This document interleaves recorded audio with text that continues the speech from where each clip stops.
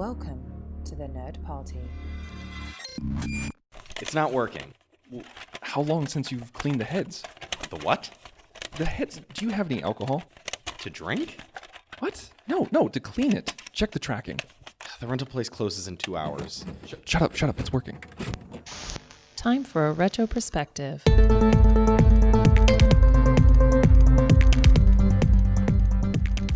Welcome back to You Can't Kill the Boogeyman, the Nerd Party's RetroPerspective series, talking about the Halloween series as we hone in on Halloween 2018, directed by David Gordon Green.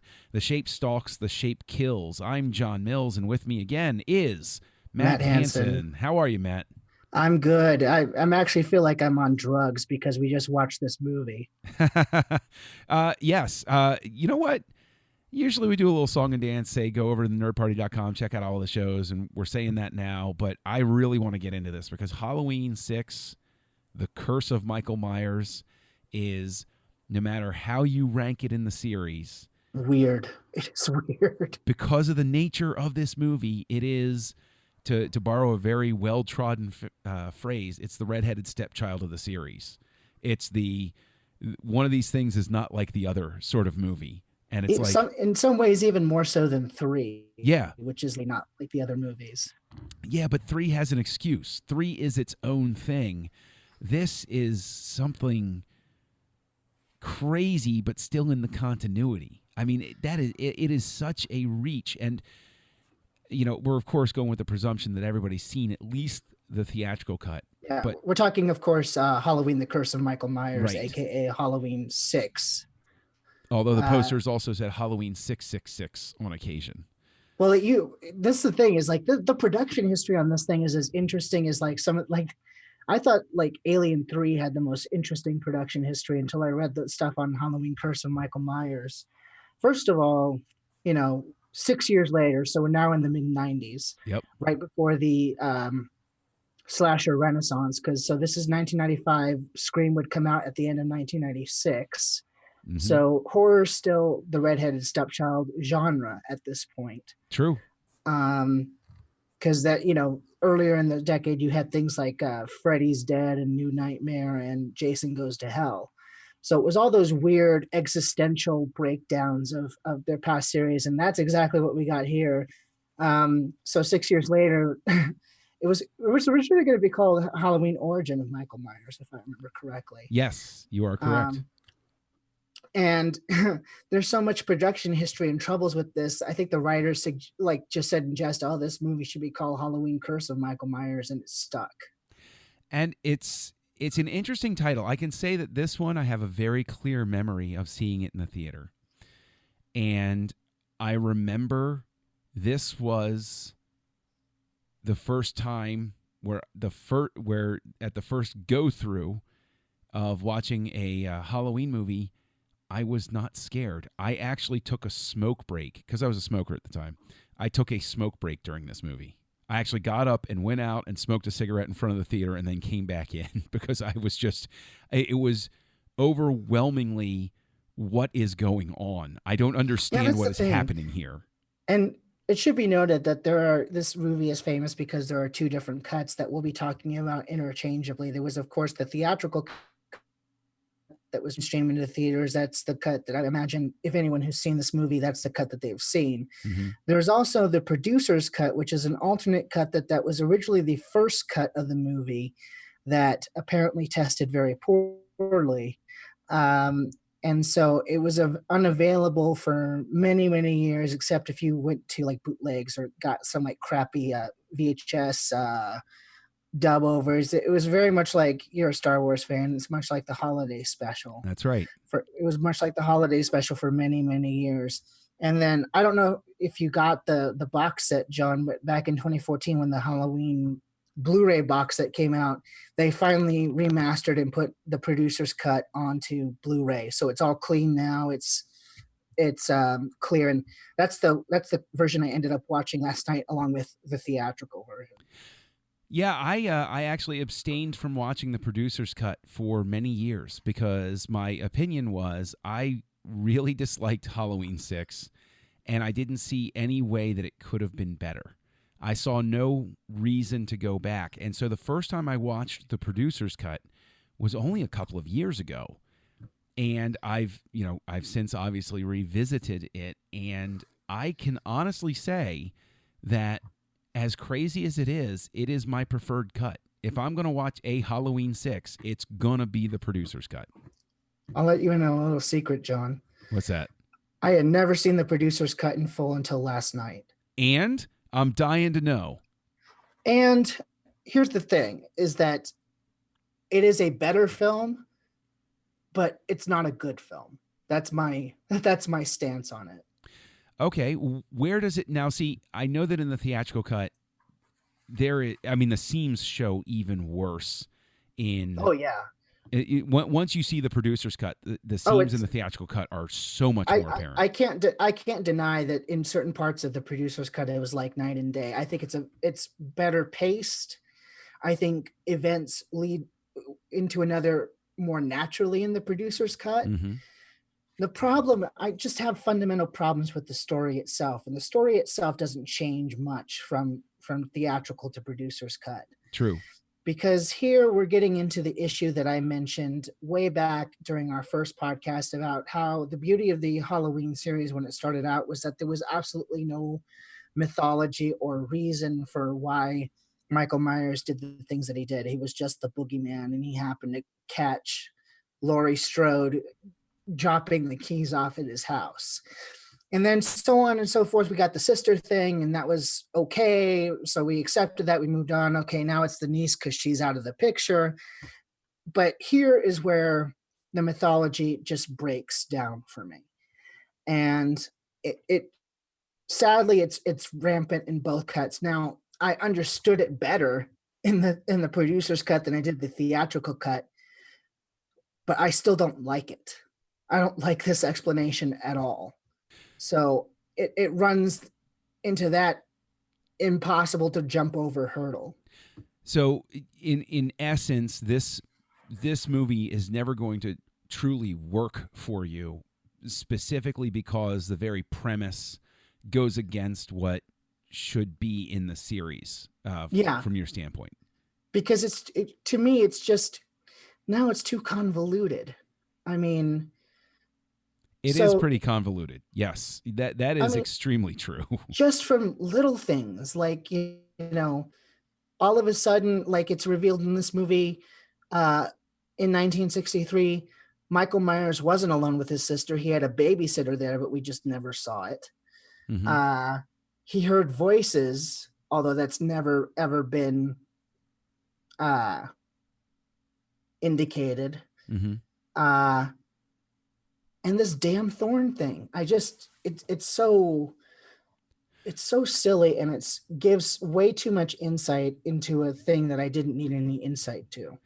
See, I will totally cop to the fact that this type of horror movie appeals to a side of me that loves when they bring up these obscure pseudo actual occult things. I think that those are fun sorts of things. I know that there was very much, because it's the same sort of impulse that gives birth to something like the Blair Witch Project and stuff like that. In the 90s, there seemed to be this gravitation toward this occult stuff that was going on. It's very odd because it everything sort of follows itself, and there are all of these trends, and Halloween, and then we get the slashers in general, and then honestly, the Nightmare on Elm Street series, as it was petering out, hit sort of this odd occult note on the way out with like the dream child and the dream pool, and then we see that sort of psychic connection stuff come over into the Halloween series, and it seems as if Halloween 6 is this extreme projection of the like it went to the extreme end of the scale. Like it hit the gas, and that 6 years was long enough for it to incubate and go toward a logical extremity. Now, I completely understand what you're saying, where it's like we should have hit the brakes before we got to that point. See, here's the thing too, John. I like a good occult film. I like the Blair Witch Project. I think stuff like that could work. I even said way back when that I thought the premise for Halloween 3 had promise. Mm-hmm. It was just executed really weirdly. It is specifically this taking this occult thing and making that the explanation for Michael Myers that I have a problem with. Sure. And again, I can get that. Setting that aside, though, just accepting that that's going to be, the way that it is, I think one of the things that probably held me back from watching the producer's cut is because, of course, it says unrated producer's cut. And in my experience, once you put the word unrated on a horror movie, it's like the Saw series where it's like, oh, great, I'm going to see a bone sticking out of somebody's eye. Just wait. I'm telling you now, John, just wait till we get to the zombie weens and those unrated versions, because that's exactly what they are. I really just am not looking forward to that. But the producer's cut here, I think it's actually less violent. It is. It's less graphic. It blew my mind because the theatrical cut, which I revisited, and went back to, like, to the very first kill that Michael Myers has on screen, where the second one, because he sticks the woman up on the conveniently placed spike. So basically the film opens with Jamie Lloyd giving birth to a baby that's another problem that I have with the producer's cut. Is just icky, but we'll get there in a minute. So she escapes. One of the nurses gets killed, but that second kill she steals a car, and the guy was driving it is trying to confront her and then gets killed by Michael Myers. Right. I remember in the theatrical cut, like, he twists his neck and you see like the spinal column sticking out and it's all bloody. Yep. And in the producer's cut that I watched last night, he just twists the neck and the guy falls over. Correct. Which is amazing. And it floors me because I've never seen, in a sense, I look at that and I see the fingerprints of the studio saying, no, we got to jazz it up. It's got to be more horror. Well, you know what, John, you can blame 14-year-old kids, because apparently they screen tested this and made all the alterations to the theatrical cut that they did so that it could appeal to the 14-year-old kids who were too young to get into an R-rated movie anyway. That's why there's increased violence. There's the electric guitar soundtrack, which is just god awful. And also why Dr. Loomis in the theatrical cut almost is cut out entirely, because test audiences found him quote unquote boring. Right. Which is nuts, because by this point, you're watching for Loomis.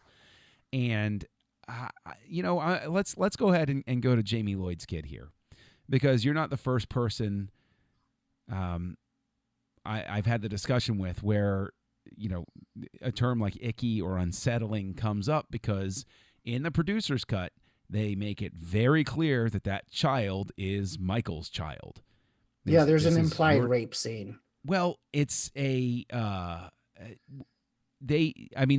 call out, they were trying to get Michael to come and repeat the act with the next maiden, as it were.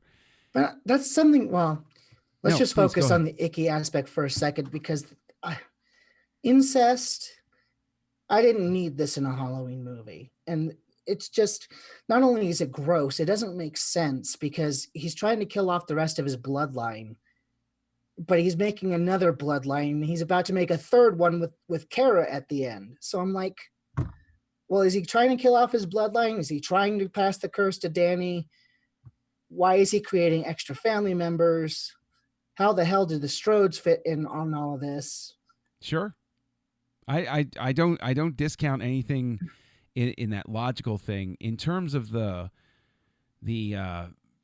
troubling ritual, that they're trying to instigate, there's very much that's sort of like, it's almost like a Rosemary's Baby sort of thing. Michael Myers is the devil in this case, and he's creating offspring. But I think the bigger thing to pick on is that logical leap, because if he is charged with going and killing his family, then it really doesn't make sense for him to have offspring because of the fact that you perpetuate the cycle, and you have to sit there and do too many mental twists around to try to provide your own reasoning for it. And it also goes to, like, it makes you think back on the last two films is like, so was this the plan for Jamie the whole time? Because it sure didn't Right. feel that way. Well, I think that that's where the movie winds up being a victim of the distance Right. from the rest of the series. Is Hollywood moves in a very, very brisk pace, and if you get a new studio who's backing it and they say we want to bring this franchise up to speed and we want to get it going, you can very easily end up with something like this where Yeah.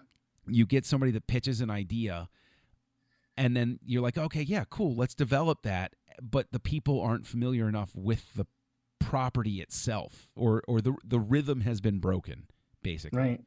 And Yeah. so, A production note, by the way, this Yeah. is the first Halloween that's produced under Miramax right, exactly. And Dimension.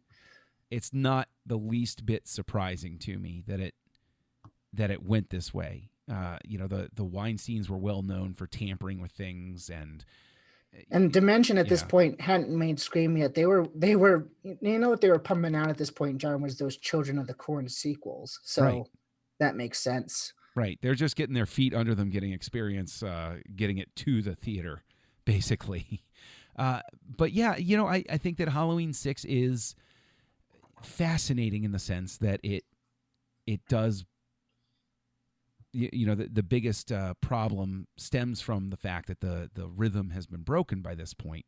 And in a sense, it feels like there are two competing threads that are mashed into each other. Because there is some interesting stuff with his return home where, you live in the house, it's, your family now. Right. But there's also the dad in this family is you spoke about this. We spoke about this before.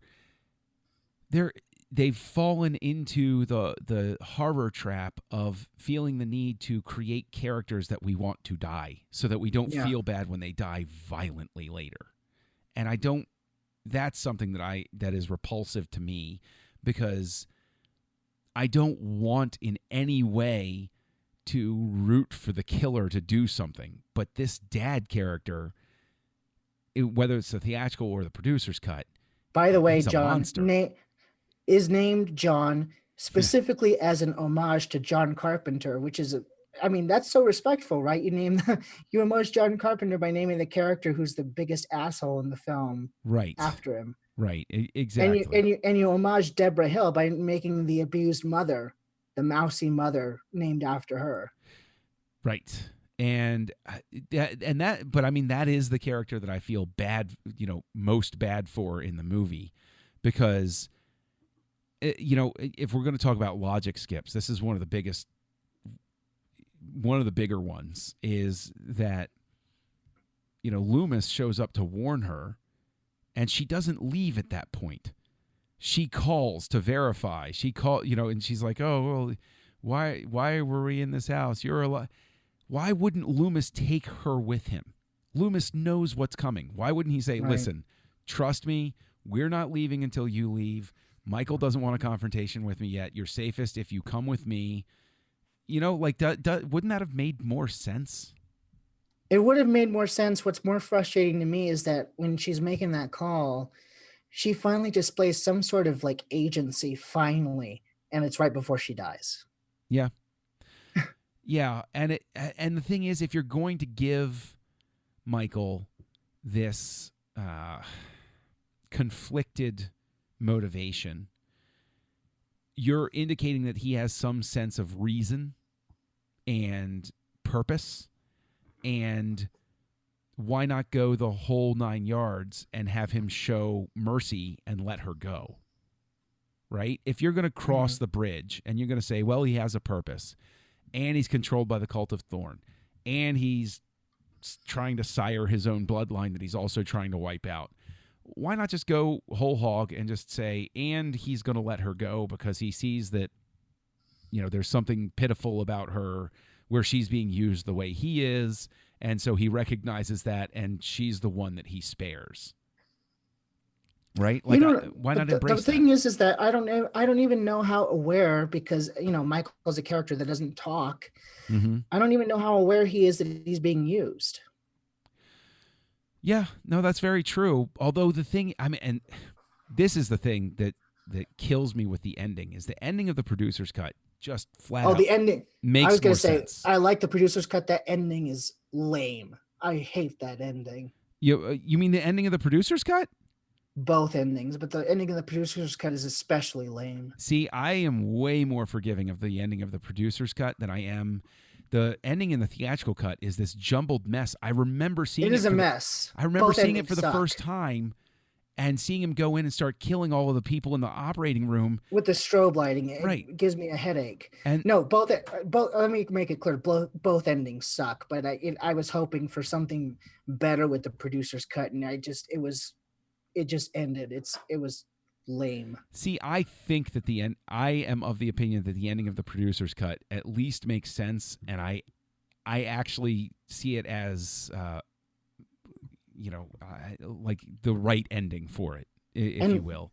Whereas the ending, maybe it's because I'm so repulsed by this cult stuff and this explanation that is part and parcel of the producer's cut ending, is that it uses that cult thing to their advantage. So, well, I mean, the thing that I think is very indicative of all of the troubles of the production, because there are always little tells. I mean, we've had the big tells, with the story problems and stuff like that, but there are also little tells throughout it. One of them being that when Loomis shows up and you find out that Wynn Michael has swapped out with Wynn to get out of the sacred circle or whatever, and he transfers the Mark of Thorn. Part of the illusion is the shoes, because the man in black always has those silver-tipped cowboy boots with the spurs, yeah. right? And when Loomis shows up, it's Michael's boots, and so you're like, oh yeah, Michael did a complete change. But then when they show Michael walking away in the outfit of the man in black, he's got his shoes on. He doesn't have the cowboy boots. Oh, I didn't even notice that. Yeah, and so it's one of those things where, well, how do you overlook? Like, that's a continuity error where even if I had loved everything up to that point, I'm going to catch it on the third or fourth viewing and say, huh, well, what happened to what happened to the cowboy boots then? Right? And right. It's, I think that the ending with Loomis getting the Mark of Thorn transferred to him has its own set of problems. I mean, you go back to Halloween 5 and, poor Donald Pleasance is having enough trouble moving around and staking. Yeah, now all of a sudden he's going to be the guardian for Michael. Right. Continue, staking the continuation of the franchise on the idea that Loomis can never leave it. You've really painted yourself in a corner here. Ironic that he died mid-production of this one too. Right? And it is just, I don't know. I mean, personally, I would say that most likely when Donald Pleasance did die during production, they should have just pulled the plug. They should have just said, this just isn't going to work. And this is a bad omen. Let's just eat the loss and move on. And it instead comes across as pride got in the way, and they said, screw it. We've already spent the money. Let's go in. Right. We're guaranteed to make something on opening weekend at least. Yeah. I mean, I'll give him credit though. I mean, there are things that I like about this movie, and especially the producer's cut, and the fact that most of Pleasance's stuff is still preserved in the producer's cut. I can honestly say that the man was giving his all right up into the end. Yeah, for sure. And he can barely talk anymore, but he's trying. But then you additionally put a brand new, fresh-faced Paul Rudd, the future Ant-Man, in the production. Same year as Clueless, by the way. And thank God he did that movie. Otherwise, he may never work again. That's very, very true. But what I love is the fact that they picked up the Tommy thread. I that was a great moment. I remember in the trailer when you basically find out, he's like, oh, I was the kid that was being babysat. I was like, oh, cool, nice tie-in. I like this. Right. It's a nice tie-in. I'm not 100% sold on the way he acts it, but it's introducing Paul Rudd, so I'll give him a little bit of a break on that. I mean, there's a certain slack though that you cut it because it is Paul Rudd, but if you look at it just from the movie perspective, I don't know if he's selling it that well. And it's just like there are so many things in this movie that could have made at least decent if you focused on two of them. Instead, we're wrapping up the Jamie story because she dies in this one, by the way. Mm-hmm. So we're wrapping up the Jamie story. We got this new story with a bunch of Strodes and Danny. You've got the story from Paul Rudd and Tommy Doyle. Mm-hmm. And then you've got the cult storyline. And then you've got Loomis and Dr. Wynn, who had one line in the first movie, and all of a sudden now he's the Man in Black. So you've got their detective storyline, and you've got this baby storyline, and you know what I mean? It's we are doing way too many things for an hour and a half. I agree. It is jam-packed and frenetic for sure. And you even have a Howard Stern commentary. Oh yes, I forgot the Halloween is banned storyline, which again that could make a good movie. They finally do something that I think makes sense. They ban Halloween. Right. But, it's barely given any due because we got 6 other storylines we were trying to serve in this film. Right. What did you think of the radio DJ? Because he was very definitely a Howard Stern. I wish they had gotten Howard Stern. Really? I know. Yeah. I mean, at least he would have been more charismatic. This guy's just annoying. I was very happy to see him die. Another problem. Although, thankfully, at least in the producer's cut, they make it clear he got in the wrong van. Yes, that was good. I had noticed that. I was like, because I was trying to spot the differences, and some of them are very obvious. But that one is like, I don't remember them showing that he got into the wrong van in the theatrical cut. That was kind of interesting. Well, because it doesn't make sense for Michael to kill him. Right. Except as like a commentary thing. But if he's if the guy's so wrapped up in himself that he doesn't realize he got in the wrong van and it happens to be the killer's van, okay, well, that at least, makes some sort of sense. But I agree with you. It's so jam-packed. I think a lot of my generous assessment of the producer's cut has to do with the fact that I just think the theatrical cut is so much worse. Oh, God. Here's the thing is, I may still have problems with the producer's cut. If I ever watch this movie in the future, it will be the producer's cut because the theatrical cut is such a train wreck. Because I watched that one first, and like all the hatred and negative feelings I had toward this movie came flooding back when I watched the theatrical version, because that one is just a cluster. I will also say, and I know we're going to get to The Mask, but because you can't talk about a Halloween movie without The Mask. But I will also say that this was, because, the last one came out in 89. It came out in 89. I was still, pretty young. But then this one comes out, and I'm more aware. I'm a slightly more savvy film goer. And this was the first one where I can remember while watching it, and my friend Joey was with me because he's another, big fan of the franchise, and we were friends by this point. Both of us saying, he moved completely wrong. Like both the primary Michael and the reshot Michael for certain insets, like it's not. You can tell it's not him. He's not moving correctly. Which is weird because one of the Michaels in this is the same Michael who played him in 4. So you would think that he knew how to walk. Right. But he doesn't. Nothing about Michael Myers is correct in this movie. And can I just say, in both movies, for me, the biggest problem, well, it's been a problem for a couple of movies now, but in this one especially, Michael Myers isn't scary. He's not even the main big bad of this. Right. I completely agree. That was one of the reasons that I was so disappointed. That's one of the reasons I was able to go get up, walk out of the theater, take a smoke break, and come back. I'm not scared while I'm watching this. Even while I'm sitting here saying, "Oh, I think the producer's cut is better and the theatrical cut is worse.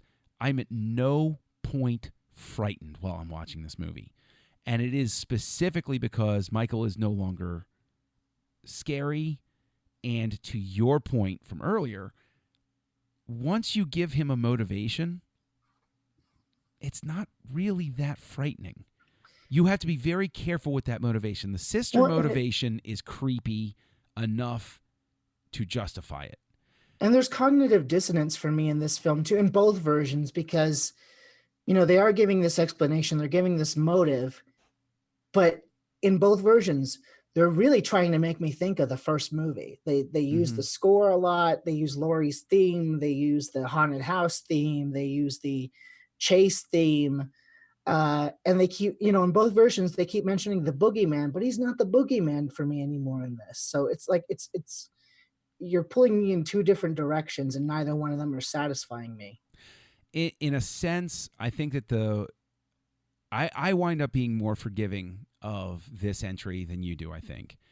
And I think the reason is because I have detached to the point where I view this in the same vein when I go back and I watch Halloween 3, where it's not really a part of the franchise. And so I'm looking at it as a quirky, pulpy anomaly that happens to use some elements from a series that I like. But this, I have to really sort of step back and be like, this isn't really the shape right now. This is a movie that uses some of the visual cues, but isn't Halloween. Does that make sense? No, it makes sense. And here's the thing is that I don't really like this movie. I really extremely dislike the theatrical cut, and I'm not entirely satisfied with the producer's cut. Although I will say, in ranking these films, I used to put 6 below 5 when I was just watching the theatrical cut, and I do think 5 is a better movie than the theatrical cut of 6. But I would probably put the producer's cut of 6 ahead of 5 now, even though I'm still not sold on it. Yeah. And I'll give it this. I respect that they had some kind of ambition, because clearly, I mean, money is always a factor in making these sequels, but I get the sense that this wasn't just a plain old money grab. They were trying to tell some kind of different story. Right. So I can have a respect for this kind of film, whereas something like when we get to Halloween Resurrection in a couple of weeks, that is just made for the money. Yeah. No, let's not even think about that one yet.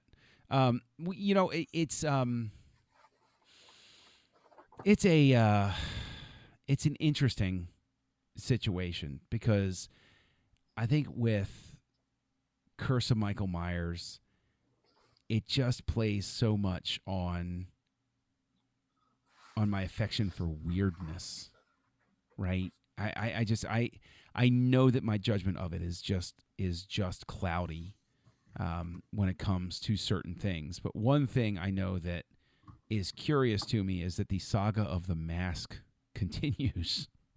I like the mask better in this one. It looks better than it has in a couple of films. I'll say that much. Well, it's not the glow in the dark white one of 4, and it's not the questionable one of 5. The one that doesn't even look like him of 5, yeah. And it's not to foreshadow too much, but it's definitely better than anything we get in H20 or Resurrection. I like H20, but that mask is not good. So yes, I agree. None of the masks in H20 are good. No. All of the masks in H20 are bad. No. That's one of the big weak points. And then the Resurrection one looks like a kabuki mask. So yeah, it does. Boy, does it ever. But I mean the thing is though, I know that we've both been hard on it. If you had to pick one thing where you say, okay, setting aside all of the rest of my opinion about Halloween 6, The Curse of Michael Myers. Sure. What's the one good thing that you take out? Like the one thing where if you were to point to something where you say they did that right, what would it be? Even though I'm not totally sold on Paul Rudd's acting, I think the unit of Tommy, Kara, and Danny could have worked in a different movie. I liked their dynamic, and when it was there's a part of this movie that I do really enjoy when it's focused on those three, and it's the chase, the Kara chase between the two houses right before we go to Smith's Grove again. Mhm. As soon as we go to Smith's Grove in both versions, it doesn't work for me. It falls apart.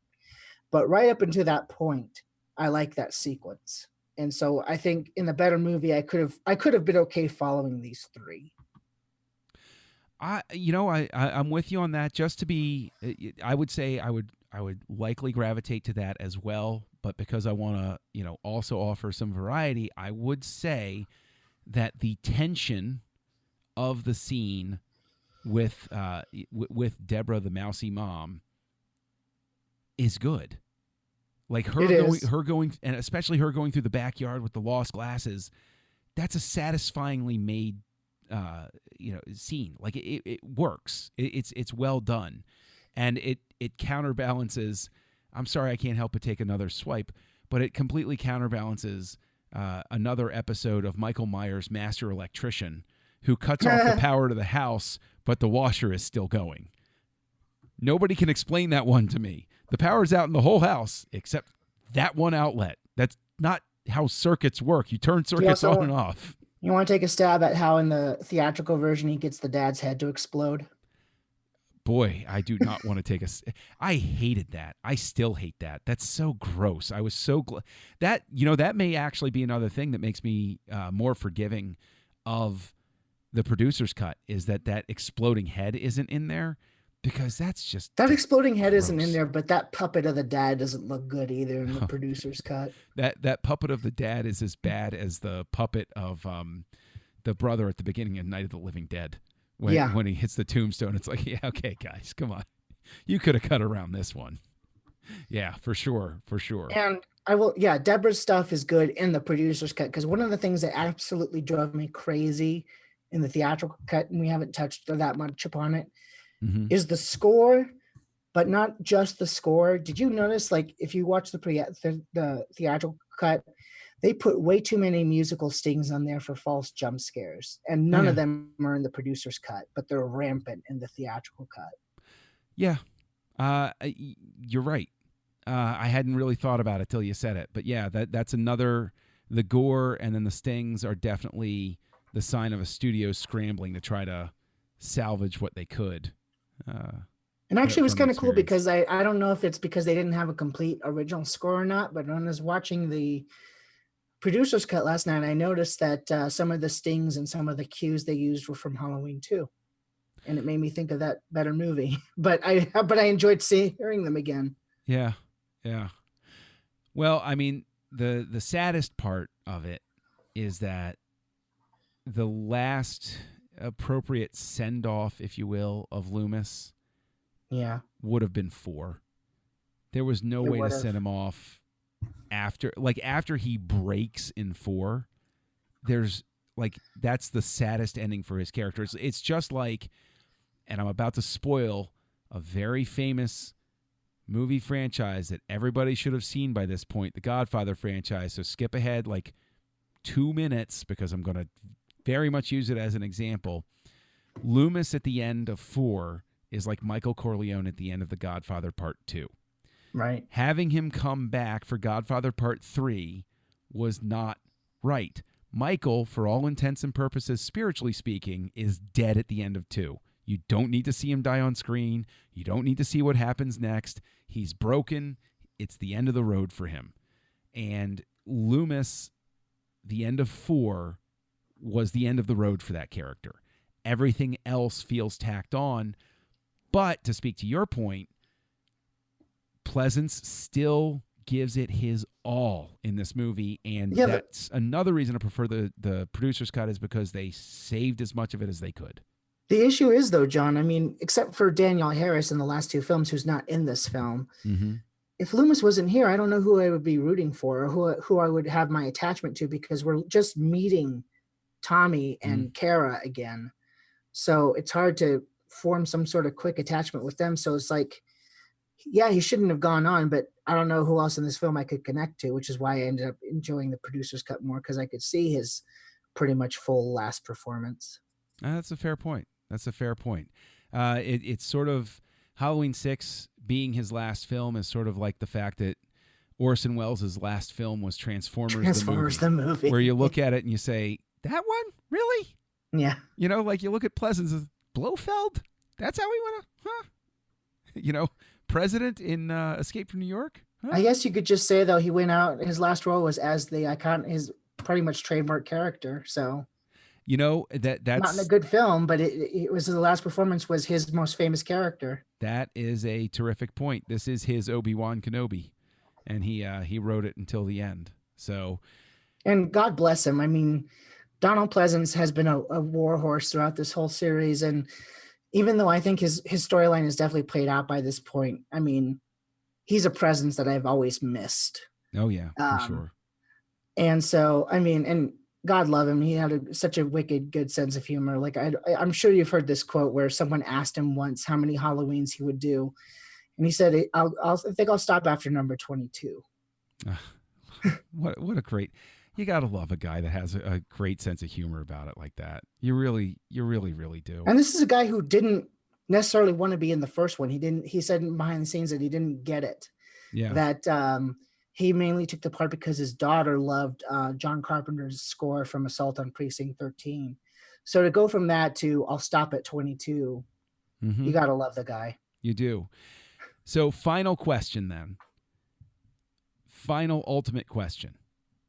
You're encountering somebody on this, watch through or whatever that has seen up through Halloween 4 or 5.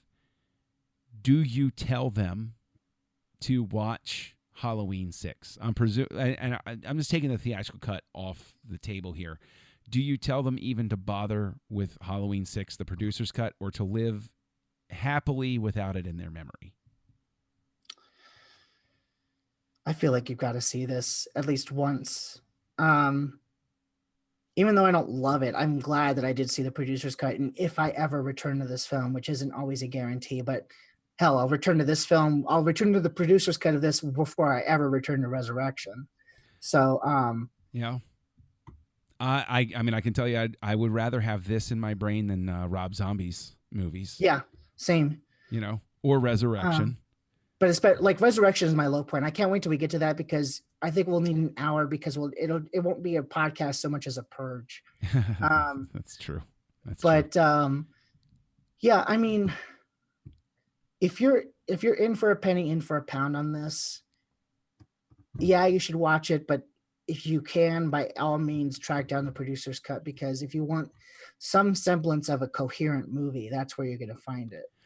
Yeah, I would encourage, just because I like crazy movies, and I think that this is a fascinating movie on several levels, both in where it fails and the moments where it succeeds. And the producer's cut is definitely more cohesive. So I think if you're going to watch the Halloween series, you definitely should add this. But to your point, producer's cut only. Do not. Yeah, watch I mean, if I had to theatrical. explain it, like on a scale of 1 to 5, the theatrical cut is an absolute 1. Whereas for me, the producer's cut is a better film, but it still has some sort of things that I just can't get over. But if the theatrical is a 1, for me, the producer's cut is around like a 2.5, where it's watchable, but not great as far as I'm concerned. I think I wind up in the same field. I'm like, I think I waver between a 2.5. It depends on my mood. Right. When you catch me. So, but if somebody has watched Halloween 6 and they want to talk to you about it, Matt, where can they find you online? They can find me at mhanson0207. You can find me at Kessel Junkie, and here on the network on the Parsec Award nominated Aggressive Negotiations Star Wars podcast with Matt Rushing here on the Nerd Party Network every week. Yeah. And this was a very interesting discussion. I got new perspectives on Halloween 6. So thank you, John, for opening my mind and broadening my perspectives. But I will say, just as for personal preference, I can't wait to get back to my Jamie Lee Curtis next week when we review H20. But until that time, John, it was the Boogeyman. As a matter of fact, it was.